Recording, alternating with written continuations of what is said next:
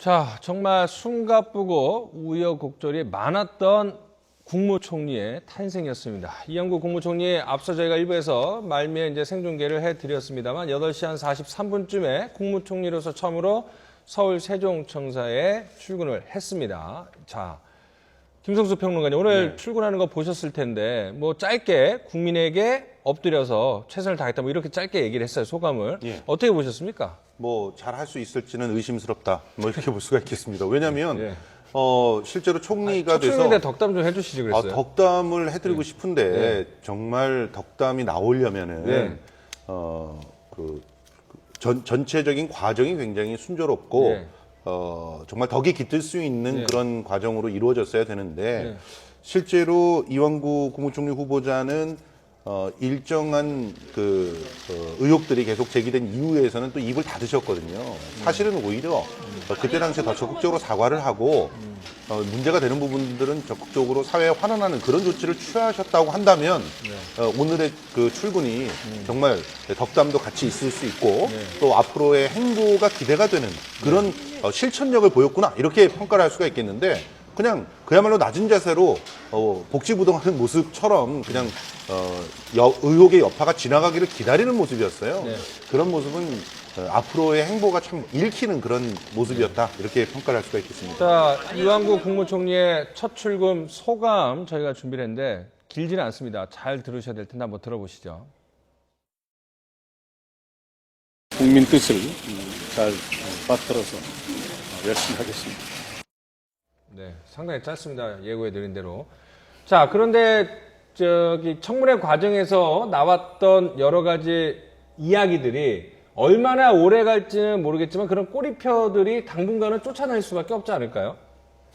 어떻게 생각합니까? 예. 그렇죠. 아무래도 이제 너무 많은 그 상처를 이제 입은 예. 상태에서 예. 뭐 총리로 어쨌든 간에 우여곡절 된 이런 입장이죠. 그러다 보니까 지금 어떻게 본다면 이제 물론 그 여의 입장에서는 나름대로 실력 얻었고 뭐 야의 입장에서는 뭐 명분 얻었다. 왜냐하면 절차적 의회주의에 뭐 참가를 했다는 이런 면에서. 네. 근데 그런데 이제 그 이완구 총리 그 개인의 입장에서는 그야말로 뭐 상처뿐인 뭐 총리 인준이다 뭐 이렇게밖에 이제 볼 수가 없기 때문에 이것에 대한 그 회복을 하는 것이 그야말로 이제 그 국정 운영 3년 차를 맞은 대한민국의 하나의 그 과제가 아닌가 뭐 이렇게 생각이 듭니다. 네. 그러다 보니까 결국은 새로운 어쨌든 뭐 정책 아이디어를 뭐 이렇게 제공을 해야 될 것 같고 말이죠. 더군다나 지금 그 공무원을 어떻게 이제 움직이느냐 이 부분도 하나의 그 과제가 아닌가 이제 이런 생각입니다. 왜냐하면 이제 공무원이라고 하는 이와 같은 이제 분들이 그야말로 이제 힘이 있고 뭐 실세 총리 앞에서는 여러 가지 최선을 다하지만 그렇지 않다라고 판단되는 순간 이른바 복지 부동 또 복지 안동으로 뭐 이렇게 사실 뭐 진화 발전하는 것을 우리가 그 많이 그 봤단 말이죠. 예. 그래서 그 상당 부분에 있어서 지금까지의 그 아픔과 상처를 어떻게 전략적으로 과연 이제 그 치유할 수가 있을까? 뭐 이것이 사실은 어떻게 본다면 대한민국의 하나의 그 과제가 되지 않을까? 그래서 우리가 상당히 그 좀 주목을 좀 해야 할 부분이라 보는데요. 그 부분에 있어서 총리 자신의 그야말로 진실성 있는 노력뿐만이 아니고 박근혜 대통령이 얼마만큼 뭐 힘을 실어주고 얼마만큼 그 동력의 그 에너지를 과연 이제 부여해 줄 수 있느냐 이것도 사실 주요한 변수가 되지 않을까 예상됩니다. 근데 이제 이 분이 당장 이제 회복한다라는 의미는 결국 일하시는 모습으로서 회복할 수밖에 없고 말씀하신 것처럼 공무원 연금 같은 것들이 가장 큰 과제가 되겠죠. 무엇보다도 지금 당장 필요한 것은 야당과의 그럼 소통을 어떻게 할 것이냐. 야당과 지금 소통을 본인이 딱 내정이 되자마자 제일 먼저 했던 게 야당 찾아가셔서 중요한 것은 앞으로 소통을 통해서 해야 될 일이다. 그리고 아마도 박근혜 대통령께서 총리로 내정을 하시면서도 정치인 출신을 뽑았던 이유는 여태까지 그러니까 당청 관계에도 당청 관계지만 야당과의 협조가 안 되는 바람에 2년 정도를 좀 허비했던 그런 과정이 있기 때문에 그걸 극복해야 될 텐데 네. 그거를 해내기에 참 상처를 많이 갖고 입각을 하셨고 네. 또 다른 거가 우려가 되는 거는 이완구 총리도 총리지만 이렇게 상처를 많이 하고 입각을 하다 보니까 청와대에서 앞으로의 인선에 있어서도 이 어떤 움직임이라고 할까 이런 분이 굉장히 제한될 수밖에 없다는 거죠. 그렇죠. 예. 혹시라도 대폭으로 뭔가를 개각을 하려고 했다가도 예. 이거 또 누구 하나 내각에서 들어오려는 어떤 내정자 중에 임명했던 사람 중에 덜컥 비슷한 문제가 되게 되면 정말 치유할 수 없는 상처가 나오기 때문에 이런 부분에서 이완구 내정자가 할 일은 많은데 야당에도 흠집이 많이 난 상태에서 들어가서 본인 마음에 드는 어떤 걸로 개각해가지고 움직이기도 참 어려운 상황이고 그래서 첩첩산중이다 정말로. 그리고 그러면 청와대 입장에서 뚫을 수 있는 건 생각해 보는 거는 결국 다음 카드로 이제 비서실장을 누구를 앉혀가지고 어떻게 조율 묻히냐 이거를 이제 국민 입장에서 기다려볼 수가 없는 거죠. 저는 이완구 총리 이제 됐죠. 네. 여기 다들 걱정을 하셔가지고 저는 저라도 덕담을 꼭 한번 해드려야 네. 될 것 같아서 그 먼저 그 작년 4월에 그 세월호 참사가 있은 이후에 정호원 총리가 먼저 사퇴를 한번 그 했죠. 의사를 연하루 했었잖아요. 만에, 예, 그러다 이제 다시 복귀했는데 예. 그 이후에 우리가 국무총리에 대해서는 약간 네. 분명히 정호원 총리가 앉아 있음에도 불구하고 예. 뭔가 존재감이 굉장히 없었죠. 예. 그래서 이제 이완구 총리가 들어섰으니까 저는 어쨌든 예. 그 어떤 책임 총리로서의 자리 그리고 뭔가 어떤 공직 기강을 좀 확립하는 이런 모습을 보여주셔야 될 것 같은데 그런 점에서는 우선 이완구 총리가 관료 생활도 좀 오래 했고 도지사도 생활을 했잖아요. 예. 예. 그래서 저는 이런 공직 기관 확립하고 하는데 좀 기대를 걸어보고요. 네. 또 앞에서도 쭉 말씀하셨지만은 이제 해야 할 일이 굉장히 많잖아요. 뭐 개혁이면 뭐 특히 그 뭐 경제 개혁 같은 부분에서도 그렇고 공공 부분의 개혁도 그렇고 이런 부분에서 이제 뭐 국회와의 어떤 그런 협력 네. 부분 이런 부분에서도 뭐 여당 뭐 원내대표로 지내셨던 분이니까 물론 네. 과정에서 흠집 많이 났어요.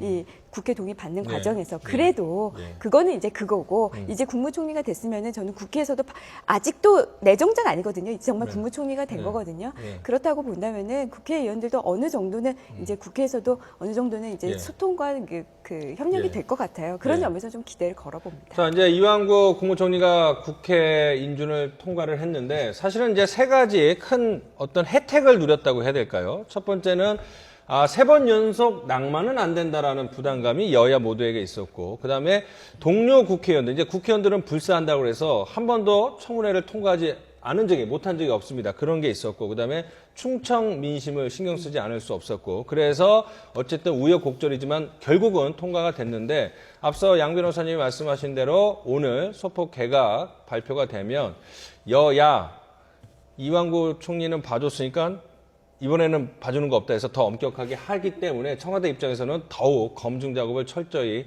해야 되지 않을까 싶은데, 자, 김성수 평론가님, 예. 황희정승 아시죠? 예. 어떻습니까? 어떤죠?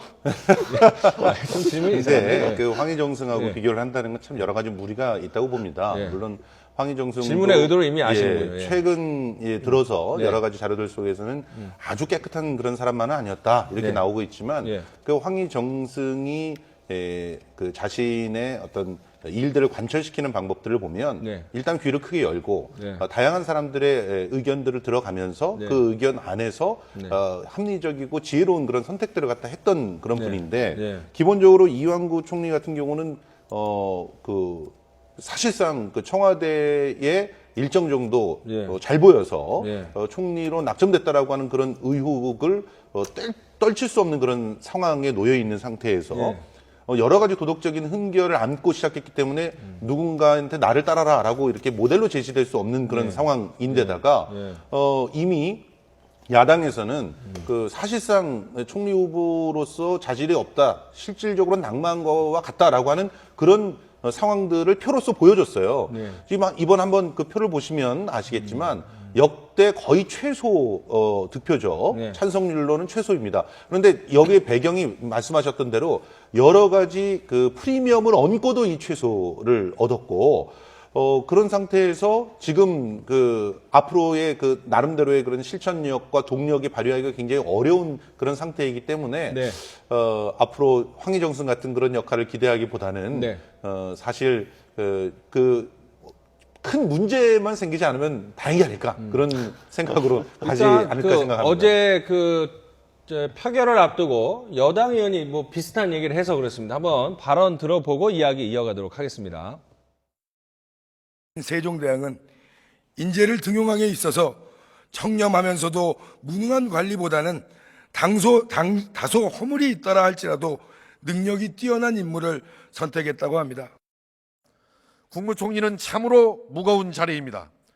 이대로 총리로 임명될 경우 두고두고 달게될 위증 총리, 의혹 총리, 불량 총리의 꼬리표를 어떻게 누가 책임질 수 있겠습니까? 자, 뭐 좀 얘기가 다를 수는 있지만은 배부른 돼지가 될 것인가, 배고픈 소크라테스가 될 것인가, 청렴하고 능력이 없는 공직자가 될 것인가, 여당 의원의 편을 쓰자면 다소 흠결이 있어도 능력이 뛰어난 사람이 될 것인가. 뭐 그러면서 이제 이완구 후보에 대한 표결 찬성표를 호소를 했습니다. 예. 국민이 뭐 원하는 거는 저거 아니겠습니까? 청렴하면서 능력 있는 네. 이와 같은 그 공무원 상을 이제 21세기 대한민국은 사실 바라고 있다. 네. 그런데 그 국회의원께서 저것을 저렇게 조금 와닿지 않는 이야기를 하는 것은 네. 오히려 지금 이완구 총리 후보자의 흠을 북돋는 그것을 완전 흠이다. 뭐 이렇게 얘기하는 이런 꼴이 아닌가 저는 이렇게 그 해석이 되고요. 긍정적으로 생각하면 어쨌든 여당에서도 어느 정도의 약간의 흠결, 다소의 흠결은 인정을 했네요. 그렇죠. 뭐 흠결 자체가 이제 보는 시각에 따라서 다소일 수가 있고 뭐 치명적일 수도 있지만 뭐 그런 것을 어쨌든 지금 그 상황 자체가 결과론적으로 네. 다 이제 뭐 극복이 뭐 된 셈이죠. 아까 그 앵커께서 말씀하신 대로 뭐 어떤 측면에서 보면 상당히 그 관운이 좋은 뭐 총리일 수도 있죠. 네. 왜냐하면 여러 가지 그 상황 그 논리 자체가 지금 이제 그 박근혜 그 정부에서는 꼭 이제 총리가 이제 필요한 이와 같은 시점. 그러다 보니까 그 역대 지금 3명이 낙마한 그 기준과는 좀 다른 신축적인 기준을 적용받았다. 뭐 이런 점 하나 꼽을 수가 있고요. 네. 또 뭐 마찬가지 그 측면에서 본다면 정치인이기 때문에 예. 인지상정이라고 그 같은 이제 국회의원으로서 어떤 친소 관계적 측면에서 뭐 이렇게 좀 가까운 쪽에 뭐 표 같은 것에 마음을 얻는 뭐 이런 것이 상당 부분 있을 것 같고요. 네. 또 이것은 사실은 좀 아주 이번에 청문회 과정에서 이른바 우리가 제일 안타까운 점 중 하나였지만 그 지역 감정의 뭐 나름대로 프리미엄을 그대로 또 얻은 점 어떻게 본다면 이제 이번에 그 강모 그 증인께서 네. 처음에 우리가 뭐 논평하고 했을 때는 이완구 총리에게 피해가 되는 그 발언을 한 것이 아닌가라고 했지만 결과론적으로 본다면 소위 말해서 어쨌든 그 충청 홀대론 자체가 사실은 이 표에 있어서 일정한 뭐 향방을 정하는 데 있어 특히 야당이 적극적으로 참여하는 데 있어서 본다고 한다면 결과론적으로 어쨌든 지금 상당히 좋은 관운을 이완구 총리가 누렸다. 그렇다고 본다면 이제 결과론적으로 이 관운 자체를 개인의 관운으로 보기보다는 그야말로 봉사하는 서비스로서 네. 산출을 할 것을 우리가 좀 기대해야 되고 예. 그것이 하나의 그 부채 의식이다. 그죠? 부채를 너무 많이 지고 계신 것 같아요. 왜냐하면 당에 관해서도 빚을 지고 있는 것이고 예. 왜냐하면 지금 사실은 이제 원래 그 개혁 자체는 당청 관계에서 당을 뭔가 그 압도하는 이런 역량을 기대했지만 이제는 빚을 졌기 때문에 예. 사실은 이제 그것도 한계가 있을 것 같고요. 예. 또 청와대 그 입장에서도 사실은 묘소라고 이렇게 뽑았지만은 여러 가지 부담을 줬기 때문에 사실 뭐 청와대에서 빚을 진 거고 더군다나 국민에게는 더 많은 빚을 졌다. 네. 그러면 사실 그 부채 의식으로서 많은 한계가 있지만 네. 이 부채를 그야말로 이자를 많이 쳐서 네. 국민에게 갚아야 되지 않나 네. 뭐 그런 생각 듭니다. 아니, 그런데요. 예. 그 지금 말씀하신 것 중에서 네. 특히나 충청 민심 얘기들 뭐 많이 했지 않습니까?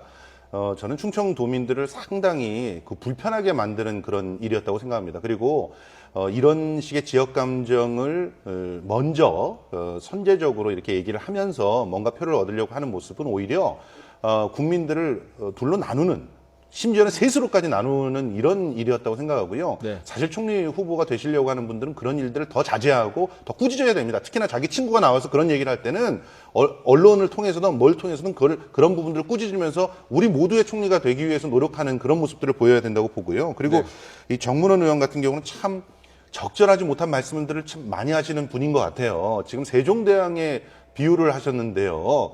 세종대왕은요. 세종대왕을 그러니까 정확하게 말하면 이제 세종대왕의 인사를 빗대어서 인사 시스템이나 이런 걸 빗대어서 지금 얘기를 하시니까 결과적으로는 박근혜 그 대통령이나 청와대를 세종대왕의 빗대었다 이렇게 볼 수가 있는데 보십시오. 세종대왕은 내 편, 네 편 가리지 않았어요. 실제로 능력 있는 사람들을 내 수첩에서만 찾지 않으셨다는 얘기죠. 그러니까 그런 부분들을 비유하시면서 오히려 세종대왕을 존경하고 있는 전체 국민들한테 또 다른 상처를 준 건 아닌가 하는 그런 생각들을 했습니다. 뭐 이번 어떻게 보면 통과는 이제 외통수라는 표현이 딱 맞는 거였죠. 사실은 원내대표 자리에서도 물러나셨고 청와대 입장에서도 더 이상은 물러날 데가 없는 상황이었고 사실 야당이나 여당 입장에서도 이 이후에 그 막상 낙상시켰을 때 그 후폭풍을 야당도 감당하기 어렵고 여당도 도저히 어떻게 방법이 없는 상황이었기 때문에 정말 어쩔 수 없이 천신만고 끝에 통과를 시켰는데 앞으로의 과제, 그러니까 국민이 바랄 때 앞으로의 과제 지금 국무총리라는 자리는 굉장히 헌법상으로도 좀 어색한 자리이긴 해요. 행정부 수반으로 분명히 대통령이 있는 나라에서 웬 총리인가? 거기서 대통령께서는 이번에는 그럼 책임 총리를 만들겠다고 하셨으니까 어떻게 해야 될까? 결국엔 키는 대통령께서 쥐고 계신 거라고 저는 봐요. 다른 거 아니고 이게 뭐 이완구 총리께서도 뭐 할 것이고 뭐 추진하겠다고 했을 때 딱 한 번씩 뭐 자주 이렇게 독대하는 자리 만드셔서 힘을 실어줄 수밖에 없어요. 그러니까 내가 피해가고 나서 다른 장관들 없는 자리에서 다 끝나고 나서도 총리 잠깐 남아서 얘기 나누시죠 해가지고 독대하는 모습만 좀 보여주고 힘을 실어주는 모습을 보여줘야 나머지 일단 내각에서부터 좀 그래도 상처투성이라도 대통령께서 힘을 실어주신 거라고 받아들일 수 있고 그 모습이 자연스럽게 공무원들에게 흘러가야 뭐 여권이든 야권에서 정치권에서도 그래도 오케이 뭐 앞으로 3년 동안 힘 한번 실어주는 모습과보다라고 동의할 수가 있게 되겠죠. 자, 이제 판넬 한번 보면서 설명을 드릴 텐데요. 뭐 여태 뭐 한 10명 넘는 총리가 탄생을 했지만은 이한동 총리 기억하실 겁니다. 2000년도에 국무총리 후보자에 대한 인사청문회가 처음 도입한 다음에 처음 케이스인데 당시에 찬성률이 51.1%였습니다. 상대방이 반대표를 던졌습니다. 그래서 51.1% 역대 최저율이었고요. 정운찬 총리 같은 경우에는 이제 이명박 정부 시절에 177명의 표결에 참석해서 92.7%라는 상당히 높은 득표율을 기록을 했지만 재석이 177석밖에 안 되는 거는 정운찬 총리 후보자의 세종시 수정안 계획에 반대하는 야당 의원들을 불참을 했기 때문에 재석 의원은 적고 여당 의원만 참석을 해서 92.7%의 높은 득표를 보였고 그 다음으로 이완구 후보자가 52.7%, 이한동 총리 이후로 가장 15년 만에 최저 득표율을 기록을 했습니다. 자, 이완구 총리 앞으로 어떤 롤모델, 덕담을 많이 하셨으니까 앞으로 어떤 롤모델을 삼고 총리가 돼야 될까? 롤 모델보다 우선 네. 이완구 총리가 네. 국회 통과된 다음에 국회 동의를 받은 다음에 한 마디 낮은 자세에서 네. 하겠다고 했잖아요. 지금 이완구 총리가 네. 사실 앞에 두 분 있잖아요. 안대희 전 대법관과 그다음에 문창근 그 두 분이 낙마를 했기 때문에 저는 이번에 통과됐다고 봐요. 그렇죠. 거의. 그런 가능성이 그리고 지금 뭐 역대 두 번째 최저 동의를 얻었다고 하지만은 저 이한동 전 총리 같은 경우에는 여소야대 그 상황이었거든요. 맞습니다. 이렇게 여대 야소 상황에서 저 정도 득표면은 굉장히 낮은 득표죠. 그렇다면 이제 결국 낮은 자세에서 내가 이제 앞으로 보여줄 거는 정말 일로서 보여주는 것밖에 없거든요. 아마 국민 여러분들 지금 국회에서 통과된 것도 이제는 더 이상 우리도 어떻게 할 수가 없다. 여기서 낙마까지 시키면 국정이 정말 우리나라가 큰일 나겠구나 싶어서 저는 동의를 해주셨다고 봐요. 이런 점은 지금 뭐 이완구 총리도 아실 거고 그렇다면 결국 정말 능력으로 보여주시는 방법밖에 없겠죠. 책임 총리 되게 어려운 자리인데 그렇죠. 정말 대통령이랑 좀 잘 상의 좀 하셨으면 좋겠어요. 양지열 변호사님 조언도 듣고. 자, 임 변호사님이 아주 정리를 잘 해주셨는데 저는 이제 다음 주제로 넘어갈 텐데요. 말씀하신 것처럼 본인 스스로도 얘기를 했습니다. 낮은 자세로 국민의 뜻을 겸허히 받들겠다. 본인도 얘기했지만 아마 많은 국민들도 그렇게 생각을 할 겁니다. 그런 총리가 되길 수 있도록 한번 기대를 해보겠습니다.